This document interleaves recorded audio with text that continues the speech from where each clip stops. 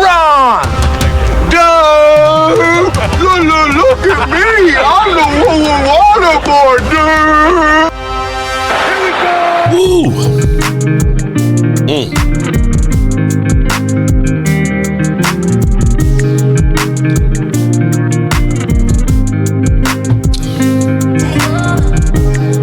Good morning, good people. Mark Holmes here with my buddy Cowboy Joe Boo, as well as Joe Bear in the house. And as always, I want to say thank you all for watching, commenting, subscribing, and being part of the Joe Boo Sports Report.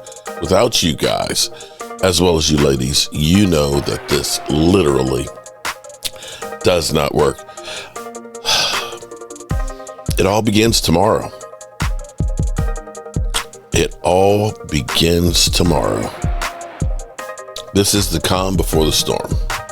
So let's get open for business here and let's wake up the football gods. I have been prepping for football party season opener for several days now. I've been getting the house together, neglected here, working on the red brick house and things. But tomorrow night we'll have quite a few people here, and it all begins. So we have some breaking news this morning. The Cowboys, who Jerry Jones said that, with Micah, that you have a finite amount of resources to spend. If we spend it all on Micah, then you can't keep other players. And since then, they had signed Deron Bland. We heard that they're working on Tyler Smith. And lo and behold, out of nowhere this morning, they extended Hunter Lipke. Hunter Lipke agrees to a term on a 2-year contract extension worth $7.5 million. Congratulations, Hunter Lipke. Way to go. They are locking in. Here's the thing. It's funny because I get shit from everywhere. I get shit from so many trolls from other teams. I got the 40 Winers fans who, says stop lying, stop talking about Mike and everything else. It's like, you have to understand. You talk about things that are what people want to talk about or hear from. Talking about something nobody cares about. I mean, do I want to talk about the backup kicker? The idea is give people what they want. And right now, Cowboys Nation, some are happy, some are mad, some just don't know about Micah Parsons. What we know as fans is what we've seen on the field, and we've seen a guy that's exciting, who seems like he gives his all, and the type of guy that's a winner that you want on your team. But we don't know, what we don't have is the other side of it. It's kind of like you see somebody's relationship. Oh my God, she is the most beautiful woman you have ever seen in your life. And please don't take this the wrong way. But we only see the outside cover. We don't see what goes on behind closed doors. How the dynamic in that relationship is, the things that she wants or the things that she does, or, for all we know, he or she could be a crazy person. Yeah, outward conditions, man. Oh man, he's a great neighbor. How many times have we seen, I never expected him to do something like that. He seemed like such a nice guy. But you don't know what's going on in there. And we'll never fully know because, like I pointed out, is there's your side, there's my side, and somewhere in the middle lies the truth. The reality is this whole situation was handled completely wrong. Now, is Jerry Jones correct about paying a lot of money for one player? Well, when we look at it, you can use T.J. Watt, you can use Myles Garrett as examples. I don't believe between those two guys that have been the highest paid edge rushers for years, I don't believe there's a playoff win or a Super Bowl championship between them. You could look at that and say, putting all of your resources to make a guy the highest paid. You could also say that about wide receivers. I don't know that Justin Jefferson, Jamar Chase, and all those guys, I don't believe that now they've been One of them's been to a Super Bowl, but not necessarily winning Super Bowls. You don't look at it and say, here's the formula. You got to pay the wide receiver and edge rusher the top money, and you're guaranteed a Super Bowl. It's more, it doesn't work that way. See, we always try and equate it down to it's all Dak. It's just the quarterback. You have to have a great quarterback. There's no ifs, ands, or buts about it. But a quarterback can't do it all by themselves. Can't. Everybody talks about how great Josh Allen is. He ain't winning the Super Bowl either. And he's one of the best. Aaron Rodgers, who had been one of the best MVPs multiple times, only won one. It's the whole team. So you can understand Jerry Jones' point of view of saying, we can get 4, 6, I don't know, you're going to get 6 out of what you're getting for Micah Parsons, unless you're saying Deron Bland and Hunter Lipke and the 2 picks, that's 4. If you get Tyler Smith, then I guess that's 5. He's recognizing that you need talent. And for the first time, they're actually saying something that I've been screaming forever, which is you need help on the defensive line. You do. You do. You got to stop the run. Now, on the flip side of this, it didn't need to get to the point where he had to be the highest paid like this. It's conceivable that you had him for mid-30s. But if there was a question in his mind because what went on behind closed doors, this is where it comes back to the statement that he made last year that now makes a whole lot more sense. Same thing with C.D. Lamb. He wasn't sure. Is C.D. Lamb the right guy to pay this money to? When he said, I need to see more leaves fall off the tree, we were all like, what are you talking about? You got dementia or what? He wanted to see what goes on behind closed doors. What is the attitude towards working and so on? And I think that was directed at CD and Micah Parsons. And so after saying that last year, with CeeDee Lamb, we knew after we lost to Green Bay, he admitted he had some growing up to do. CeeDee Lamb grew up. CeeDee Lamb evolved. They paid him, and you see he has become one of the team leaders.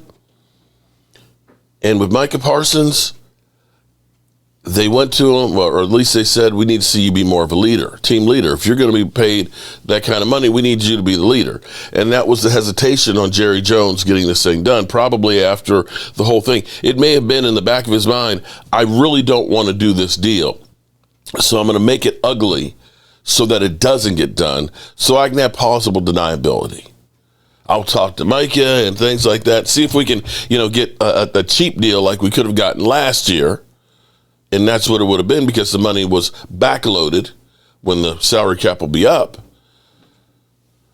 to kind of make up for the time that he waited to make the decision. I'm not going to say it was a bad decision. I'm going to say it was handled badly by all parties. There is this kind of threw me for a loop when I saw this morning. From Twitter, this tweet. And this is kind of like Micah kind of just bitch slapped us on the way out the door. It seemed like the biggest contention with Micah Parsons being here were the distractions of his podcast. I told you guys, when he had Big Play Slay on last year, and I'll go back through, and we can pull up the videos. I said, you can't do that. You can't go on doing a podcast, joking it up with one of the Eagle players after you got mollywopped by the Lions at a game you could not play, joking up about it. You can't. It's a bad look. And if I'm a teammate, I'm looking like, yo, bro, we were in that battle without you, and you're sitting here laughing about it? It would have pissed me off. It would have pissed me off. So everybody's talked about the podcast during the season. where he was really just going around getting other players from other teams. And it's kind of like you had the whole thing when he had Diggs on there and stuff, and he said that, they're top 5 quarterbacks and things, and he didn't even put his quarterback, or top 10, whatever it was. Didn't put Dak into it. So then it's like, the podcast is like throwing shade on his teammates and things. That was a point of contention. And so I see this tweet this morning from Zach Koos that happened late last night. Micah Parsons on being in Green Bay. This is what we always hear. When anybody leaves Dallas, they always talk about how the focus is on football. It's great to be here because all they care about is football. Just focus on ball. Oh, shit. Oh, shit. Wait, what? I'm going to take a break from everything. Oh, shit. Oh, shit. I'm so ready to focus on this thing. Oh, shit. Oh, shit. What it's all about. Oh, shit. Oh, shit. Here, it's all about ball. Oh, shit. Oh, shit. They pour everything into this. Oh, shit. Oh, shit. This is probably what I needed in my life. Oh, shit. Oh, shit. So, whoa. So, you're saying the drama of Dallas, the distraction of all that,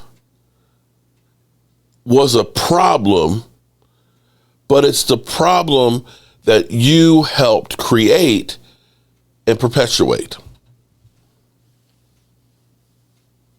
Do I have that right? The thing that you created took to another. It wasn't that Jerry Jones said, hey, Micah, we want you to make a podcast. We want you to be the president of Bleacher Report there, son. We want you to get other players on here and create more drama and more mess. We want you laying on the table there being a distraction. We want you leaning in training camp like that. We want you not wearing your jersey so people can speculate and everything else. We want you to demand a trade and everything.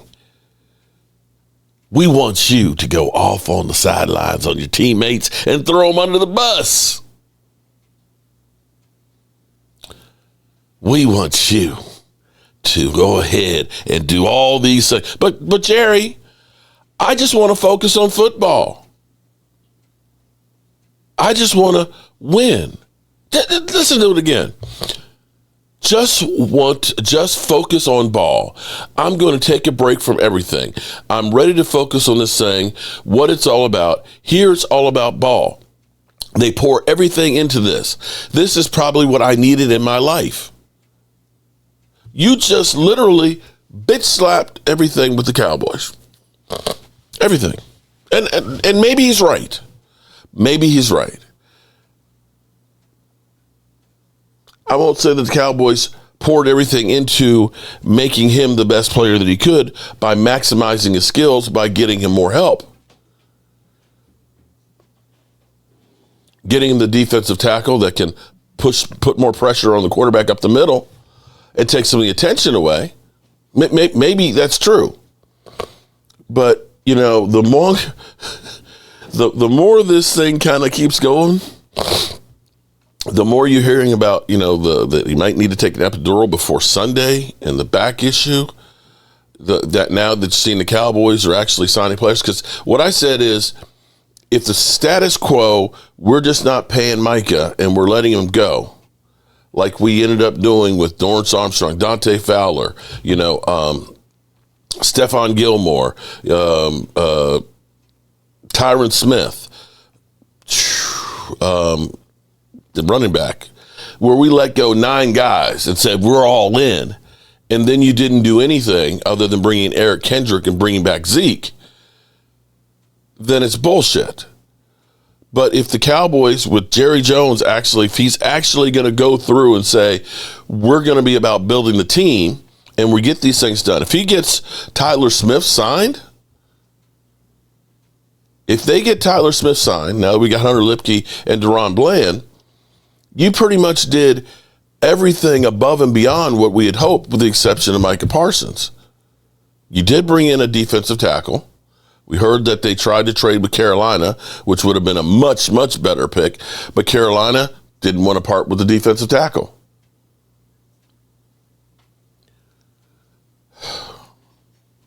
Sometimes you wait too late to make a decision.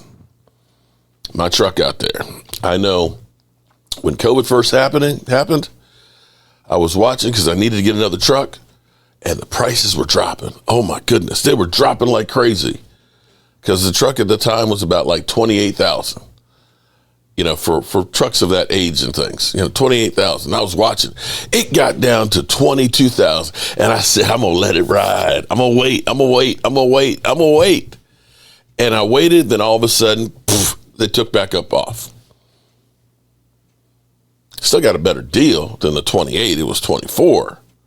But had I jumped on it, it would have been better. But at some point, you have to jump on it and say, okay, let me do it now before it gets worse. And that's where the Cowboys are now. They waited and waited because they were trying to get more information on the Micah situation. But the longer this goes, it may end up being, if the Cowboys do draft well with these two picks, that's going to be the bottom line. If it ends up being that one of those picks is a Mozzie Smith, it'll be compared. The Cowboys gave up Micah Parsons for Mozzie Smith. But if they end up getting legitimate players with those two picks and are able to lock down their players and actually go out in free agency to do some things that will help the team. Maybe it's George Pickens gets re-signed next year. The team is a young team. And the thing about this is having Micah Parsons would be about right now, which would basically keep you stuck. You're good enough to be exciting, but you're not going to have enough resources to be able to get people to hopefully win a Super Bowl. And I don't know if they do or don't, but here's what I know. When I looked at New England, when New England was the dynasty, they had Tom Brady, they had Gronk, and a lot of really good players. They didn't have highest paid players left and right. And what they did was they took their players, and before they aged out, they traded them to somebody else to get back capital to actually be able to keep reloading. We'll see if that works or not. Jerry Jones was on Good Morning America to discuss the Micah Parsons. Was it Good Morning America? To discuss the Micah Parsons trade. Let's go to the tape. Flicks. It's been well timed considering the news around the Cowboys. He was on Good Morning America today, just after shocking the NFL and trading star Micah Parsons to the Packers last week. Here's what he said when asked about it this morning. We have two kinds of capital or currency in the NFL. One of them is draft picks, and the other is the financial, because every team is limited to the same amount of resources to spend. And having said that, Micah enabled us to have 4, possibly as many as 6 players for the future. That's a good trade when you need numbers. I'll take the numbers every time. Okay. So there's that. Who wants that one first? I mean, I don't. I could explode if you wanted me to. Go ahead. Look, he's got to justify his decision now, and he's going to talk it throughout the week until we play on Thursday that this was the right decision. We won't know until we see how it all plays out, and that may take years down the line. The truth of the matter is, they could have gotten this thing done last year. They didn't.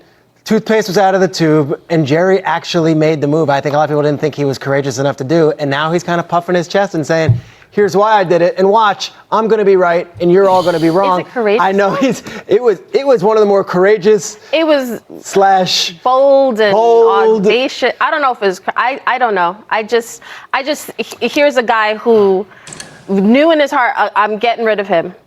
And it became personal, and it shouldn't be. It's about football. This is about, okay, no, let's just say this. If there was a plan instead of an emotional reaction, this is a trade that would have been made in March. You would have been able to involve half the teams in the National Football League and got their best offer, and then you really could have turned this into 6 good players for the future. That's when it would have made sense. When you trade him on a Thursday because your game planning for week 1 starts on Friday, you wind up getting 2 number 1s from the Packers that might as well be second-round picks. They're both going to be in the late 20s. Packers might win the whole damn thing with Micah. It becomes the 32nd pick in the draft. So you don't get anywhere near the same caliber of 4 or 6 players. They got him here. At best. That's a great deal. This was a terribly handled situation. It doesn't matter what happens. Whatever winds up happening is separate. You can only judge this based upon what happened, how we got here, and the way they chose to handle it. It was miserably mishandled regardless of the outcome. Neek, why are you looking at me like that? I mean, in Jerry's defense, situations change. So, like, I agree that had he done this earlier, it would have been worked out better. But that's not how it happened. And I always find myself trying to defend some of these decisions. I think back to, like, Terry Fontenot deciding to draft Michael Penix despite paying Kirk Cousins. And that made sense to me. You don't pass up on what you think is a franchise quarterback just because you have one on the roster. That's a bad decision. The tough thing about Jerry Jones is that it's not congruent. And if you want to move on from Micah Parsons because he is not a cultural fit in your locker room or something like that, like, that's justifiable. If you're planning for the future, that's all justifiable. What I have a hard time with is, like, finding the other decisions and the other behaviors around this decision that suggest that there's some sort of plan. And maybe they will come. So I appreciate that a player can demand a trade and then it actually happens and he gets his money. Now I'm looking for what Jerry Jones does next to make this particular decision make some sense and make us understand what he's aiming for, because it's obviously not a Super Bowl this season. This decision will never make sense. No matter, look, the only way you can justify it, you may be able to justify it in the end if they wind up getting 2 future Pro Bowlers and they wind up being catalysts to kind of spur this team on to become some kind of postseason, juggernaut. But as far as the process and the manner by which they made this decision, you can never justify it, because the fact of the matter is this: Micah wasn't a cultural problem. Do we know Jerry that? wanted to sign him. Supposedly they had a deal done. Jerry wanted him to be a Cowboy for life. Micah wanted to be a Cowboy for life. This became something about, no, you said we had a deal. Now you're involving your agent. Whatever, like, Jerry has as far as his issues with Micah's representation is a whole different story that maybe the truth hasn't even come out. I mean, this was not, you can never justify the manner in which they arrived at this. You just can't, because the fact is he wanted him to be there. This became something that really transcends the whole business of football. This became strictly personal. Like, how dare you balk on a deal that you and I talked about when we were supposed to be having a conversation about leadership initially anyway? How dare you not go against my wishes? I'm the owner of the Dallas Cowboys. How dare you go against that, Micah? How dare you not accept a deal even though your representation wasn't here? I mean, that's what this came, and there's no way you can defend that. There's no way you can justify that. And look, we don't need to relitigate the trade. We know what happened. We know what happened. I'm just looking at the... All right, I'm gonna leave it right there with that one. Again, we don't know what goes on behind closed doors and the other things. You're getting tad bits of it, and it may be years before everything comes out. It might be another Netflix special before it's all said and done. The only thing I'm saying is it's kind of crazy that Micah Parsons is saying now it's time to focus on football. You weren't here? That's my only question. And at least you see the Cowboys starting the process of saying, we're going to try and do something about becoming a great team. We'll see. And one other thing I'll say is it takes some time. You can't just build a Super Bowl team in 1 year. And remember, we're the 3rd youngest team in the NFL right now. And if they could add over the course of the next 2 seasons, 4 Pro Bowl players, 4 first-round talented players, and have some money to be able to get some free agents, you could be looking at next year being maybe the year that they can really put it all together.